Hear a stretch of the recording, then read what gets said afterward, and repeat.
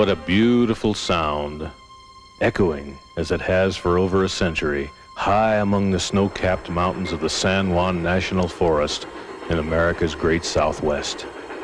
It's the whistle of a steam locomotive, and her year-round job is to pull a famous and historic passenger train, the Silverton.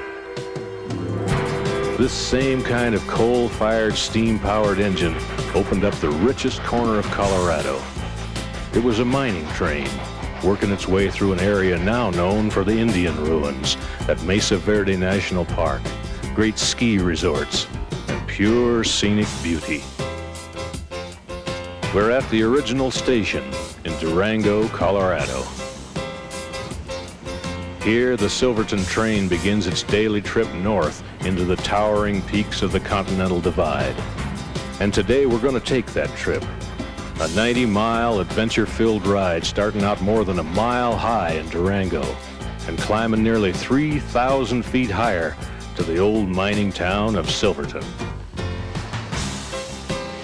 It's this trip that has made the Durango and Silverton Narrow Gauge Railroad a living legend, a national treasure. Dawn is just breaking, and things are getting underway in the roundhouse. Engines that worked yesterday are being prepared for today's run. Glowing coals in the fireboxes, carefully tended during the night, need only a little stirring and a few shovels more to be ready. These 5 steam locomotives are like no other engines in the world.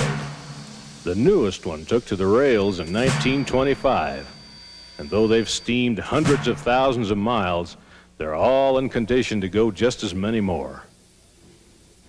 Well, it's time. The roundhouse doors open, and the iron horse inches from its overnight berth to the turntable.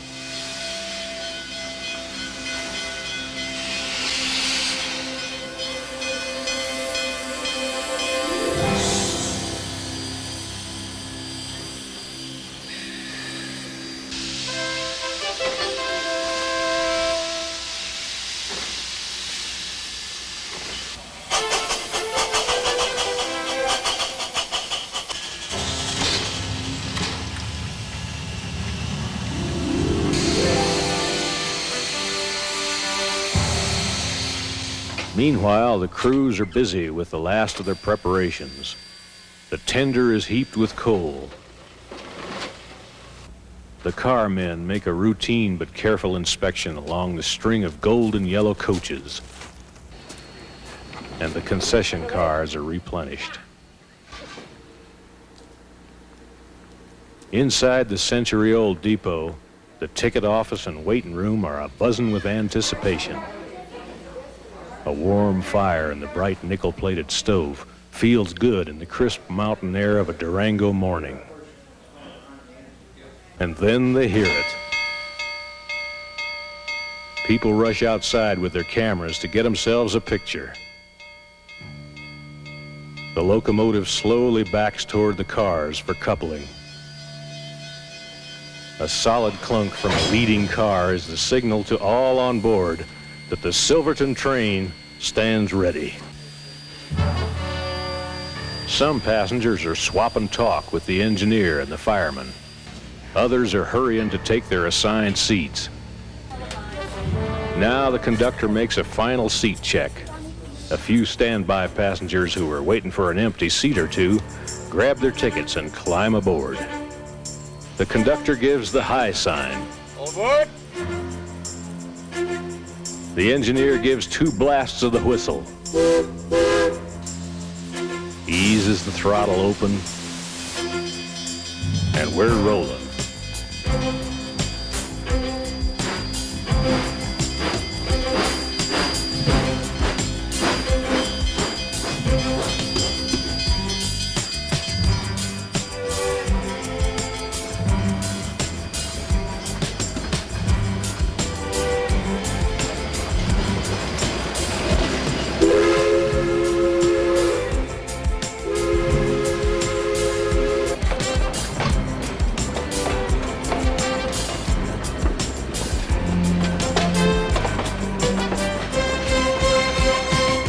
Silverton cautiously crosses the downtown streets, it's easy to understand why Durango is called the narrow-gauge capital of the world. Whistles for each street crossing are answered by waves from townspeople all along the track. This historic city has preserved a lot of its Victorian charm. With its colorful past and surrounded by awesome natural attractions, Durango offers a complete range of vacation accommodations to visitors from all over the world, and in all 4 seasons. Picking up speed now, the coaches begin that gentle sideways rolling motion, characteristic of early railroads. A few steps in the aisle, though, and you'll get your sea legs and roll with the rhythm. Walking around, you'll notice the cars on this train have a little variety. There are the regular coaches, of course, and some open-air gondola cars, which let you have a big sweeping view. Concession cars, and a parlor car, too. Up ahead of all this is the engineer. His skill and experience got him the job and the glamour of running the locomotive, but he's not really the one in charge. It's the conductor, the man taking the tickets, who's in command. He's got the responsibility for making this trip safe, enjoyable, and on time. He's also the man with all the answers. Few passengers can ask questions about the Silverton that'll stump the conductor. The first of 5 strong bridges brings us to the Animas River. It was named El Rio de las Animas Perdidas, or River of Lost Souls, by the Spaniards, the first Europeans to explore this country as they traveled north from Mexico. The original rails for this route were laid down in 1881, and they follow close to the course of the Animas on up the canyon. High in the mountains, rain and melting snow form countless clear and rushing creeks that become the headwaters of this river. Many of these sparkling streams will be crossed as the train heads to its destination. The clicking of steel wheels on rail joints sets the Silverton's pace at a relaxing 20 miles an hour. Just about our top speed for the day, through this fertile highland with its farms and ranches and a growing suburban population. You know, that valley between those red-striped ridges and cliffs was carved by glaciers less than 1 million years ago. Just yesterday in geological terms. But today it's hard to imagine a glacier big enough to fill it. Here at Hermosa is the first water tank, surrounded by all sorts of rail, spikes, and machinery. You see, the foundation of safety is found among these kinds of things. Keeping that roadbed fine-tuned and free of obstructions is a thankless job, but one that maintenance of way workers have been proud of for generations. Maintenance like this is something of a lost art, something that's been handed down from father to son on this line. Just beyond Hermosa, the passengers become aware of a new sensation, climbing. The valley seems to drop away as a steepening grade yields to more than 100 tons of locomotive and tender. The fireman shovels on more coal. The engineer hits the throttle and the powerful sound of the Silverton echoes off the wooded slopes. The scent of pine mixes with coal smoke as the train is pulled into the folds of a narrow canyon. The river far below cuts its way into a deep gorge. Down there is Shalona Lake. That means we'll soon be pulling into the old frontier stagecoach stop at Rockwood. This meadow, surrounded by high cliffs, is as far up the tracks as today's automobiles can take us. From here on to Silverton, it's up to these locomotives to get us through the mountains.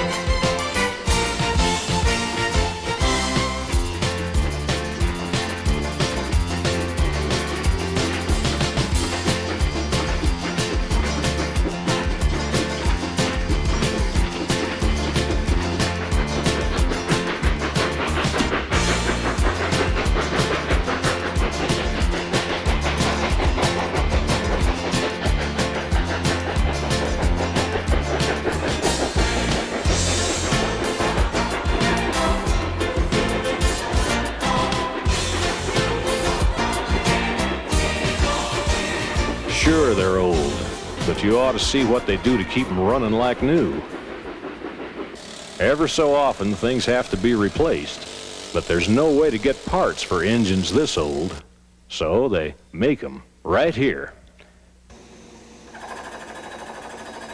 Now, this is not your run-of-the-mill machine shop. These folks do complete rebuilds, using tools as big as the job itself. It's all done to keep the engines running sure and strong for years to come. As we come out of Rockwood, the train seems to pull in its elbows, and we officially cross the line into the San Juan National Forest. A few seconds later, passengers on the Silverton get their first look at the incredible Animas Canyon Gorge. The cars wind around a sweeping curve, and then, slowly, the train moves out onto the spectacular High Line. Up here, the rails cling to a narrow ledge 400 feet above the raging Animas River. It's hard to believe that the roadbed here was blasted from the cliff with black powder by men dangling from ropes more than 100 years ago. Just as we're coming off the High Line, we enter a heavily forested area. And just the other side of this, the Animas River comes up to meet us, and we cross a 130-foot-long bridge. I imagine old General Palmer and his boys had a time building this one. Yep, William Jackson Palmer built this line and all the rest of the Rio Grande Railway. To service all this mountainous territory, his trains would have to go where tracks had never been laid before. Sharp curves and steep grades were impossible for the big flatland trains, so everything had to be built smaller.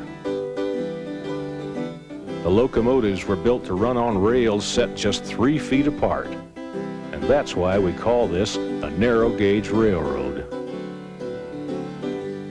It was the only way through these mountains then, and it's still the only way to see this part of the country. This is true wilderness, so don't be surprised if you spot some deer or elk in there amongst the trees. One passenger even saw a mountain lion, although I should mention he saw it from the parlor car. That's the only car that serves libations, you see. And it's called the Alamosa, one of the oldest on the line. And I guess it's fitting that one of the oldest cars is the one that brings out the most interesting stories. When the passengers aren't telling them, the bartender is more than happy to let go with a few. And the ghosts on Myers Avenue still boast of the bath he took. Old Bathless Bill lived on Bull Hill, 2 miles from Cripple Creek, and he struck it rich in an open ditch where others scorned to seek. It was near midway, at about midday we heard his joyful shout. Muckers, skinners, and dance hall sinners all came a-running out, and there Bill stood, with gold as good as any ever found, and damn his hide, his grin was wide as he passed the stuff around. There was plenty. The Alamosa and every other coach on the train has a story to tell. Originally built for the Denver and Rio Grande Railway, most of them had been stored in the Durango yard, but some were brought in from other parts of Colorado and states beyond. Their reconstruction takes place in this building, called the car shop. Here they get completely refurbished and carefully tailored back to their original blueprint specifications. Now, I hope you noticed I didn't say almost like or similar to the original. In this car shop, the most important thing is authenticity. Even the coal-burning stoves used to warm up many of the cars are the same type they used in the old days. We're coming into Cascade Canyon now, where during the winter, the train is turned around on what we call a Y. Up beyond this point, there'd be snowslides covering up the tracks. But from here on back to Durango, folks who ride the Silverton from November to May get a special treat. Narrow gauge railroading in the silvery San Juan winter.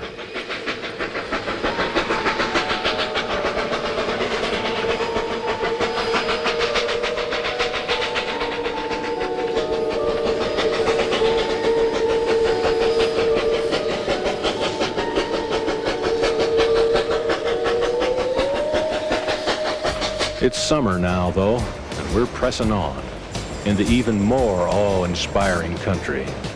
One more time we cross the Animas River and enter the land of the glory holes, abandoned mine shafts from long ago. And way up above them, the Needle Mountains pierce the sky at more than 14,000 feet. All the timber they needed for mine and railroad construction was cut and floated downstream to a sawmill, which was once located here at Teft. Now the Silverton is the only way to see all this close up, but we nearly lost her. You see, along about the 1920s, automobiles were starting to move around, and things got fancier and faster. That made the train less attractive. By the middle of the century, most of the narrow gauge tracks around Colorado were being torn up, and the Silverton was in line for the same sad fate. The people of Durango and Silverton fought abandonment by the Denver and Rio Grande for years. But in 1981, one man put that fight to rest. Charles E. Bradshaw, Jr., a Florida citrus grower and a man dedicated to historical preservation, bought the Silverton line. Charlie, as he's known in Colorado, quickly set about restoring and strengthening this railroad. Today it runs all year round, allowing us to see this breathtaking country and giving us a real journey through the past. Right now, that journey is slowing down to take on water. We've reached the old mining camp and stagecoach stop at Needleton. Not much left now, but once it was the center of operations for hundreds of miners. On up the canyon, a couple of 13ers can be seen. We're going to be surrounded by 13,000-foot mountains all the rest of the way into Silverton. And you'll be able to see where avalanches from those peaks have come crashing down, sometimes covering the tracks. Icy creeks can also be seen flowing into the Animas River. This is a mountain scene very little changed from the way it looked when the train rolled through here more than 100 years ago. The canyon opens up now, and there's our destination, the town that gave its name to the train, Silverton, mining capital of the San Juan Mountains. Plenty of time here to get a bite to eat, walk along the old sidewalks, browse through the shops, and take in that wonderful Victorian and Western tradition. A tradition that lives on today, because Silverton, like the train that once hauled its riches, is being preserved as a registered National Historic Landmark. Some passengers will take a bus back to Durango after their visit, but most folks enthusiastically look forward to the return run down through the mountains aboard the train. That old familiar sound signals our departure from Silverton. Now, heading for Durango, the first thing to strike you is how different everything looks. See, that's because those who were sitting on the left side coming up from Durango were looking out to the west, toward the La Plata Mountains, the Hermosa Cliffs, the waterfalls, and so on. Now, going back, people in the same seats will be looking to the east, toward the tallest peaks and different streams and side canyons and such. All on the other side when we came up.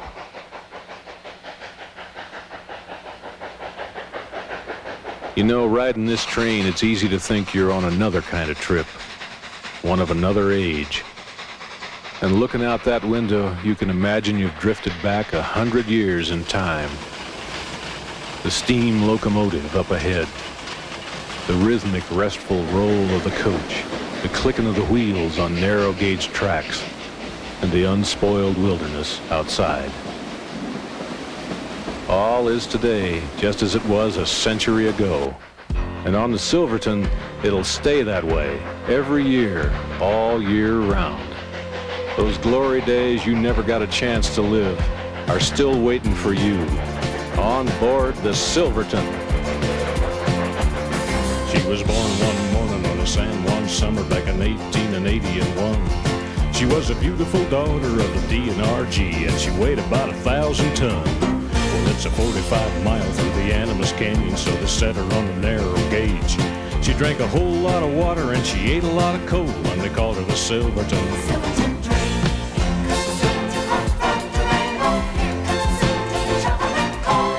Here comes the Silverton up from the canyon. See the smoke and hear the whistle blow. Well, now listen to the whistle and the rockwood cut on the high line of Silverton town. And you're gonna get a shiver when you check out the river, which is 400 feet straight down. Take on some water at the Needleton tank and then struggle up a 2-5 grade.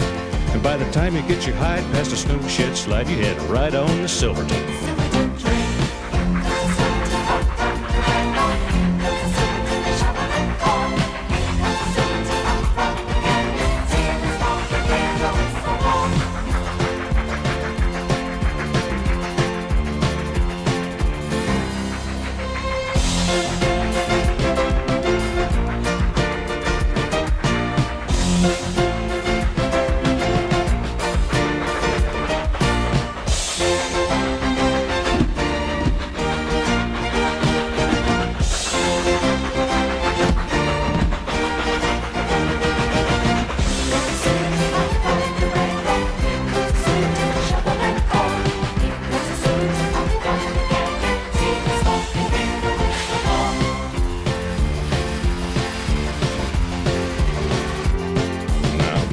Station early in the morning, there's a whole lot of people in line, and they all got a ticket on a train to yesterday, and it's gonna leave on time.